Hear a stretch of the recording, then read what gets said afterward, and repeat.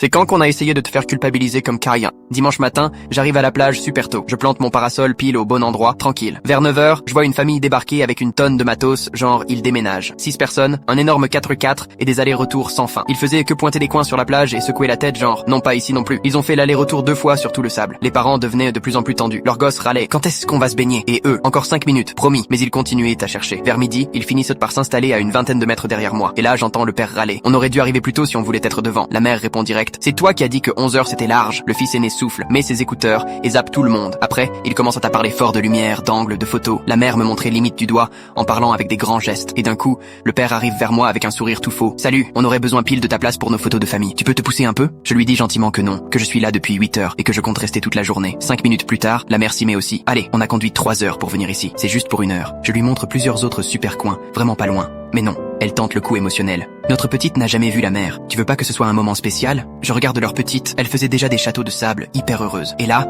leur ado se met à pleurnicher genre cinéma. C'est pas juste, y a des petits avec nous. Ils se réunissent en cercle comme une équipe de foot. Le gamin du milieu vient vers moi, tout mignon. Tu vas nous virer? Avant que je réponde, le père hausse le ton. Tu pourrais être un peu moins égoïste, non? C'est une plage publique. La mère en rajoute. On veut juste une photo, c'est trop demandé. Je leur rappelle que public ça veut dire premier arrivé, premier servi, pas les plus bruyants en premier. Le père pète un plomb. On te demande pas de partir, juste de te bouger 20 minutes et reblotte. Ma grand-mère a pris l'avion de Nice juste pour cette photo. Elle a 85 ans. Je lui dis que la lumière est belle partout ici. D'autres familles commencent à nous regarder. La mère sort la dernière carte. S'il te plaît, on se voit qu'une fois par an tous ensemble. Je lui dis que moi je suis seul et que j'ai aussi le droit de profiter. Le père explose. Très bien, on va se coller juste à côté de toi alors. Ils plantent leur parasol à 2 cm du mien. Vraiment pour me pousser. Je reste calme. Vous pouvez vous mettre où vous voulez, tant que vous bloquez pas ma vue exprès. La mère balance. Maintenant c'est toi qui bloques notre vue. Alors que j'étais là depuis des heures. Ils entassent tout leur bazar à côté. Le fils ado finit par lâcher. C'est débile. Y a plein d'autres coins pareils. Ses parents le fusillent du regard et continuent leur délire. Et là, le maître nageur arrive. Excusez-moi, mais cette personne était là en premier. Vous pouvez pas lui piquer sa place? Le père essaie encore. Mais on est une famille. C'est injuste. Le maître nageur l'interrompt. La moitié de la plage est en famille. Trouvez un autre coin où je vous aide à sortir. Le père tente une dernière fois. Vous pouvez pas les faire bouger? On va porter plainte à la mairie. Le maître nageur rigole. Plainte pourquoi? Être arrivé plus tôt que vous. Et là, ils comprennent que c'est perdu. Ils rassemblent leurs affaires n'importe comment. Encore en train de marmonner. Les gens sont mal polis. Service client nul. Et ils repartent bouder plus loin sur la plage.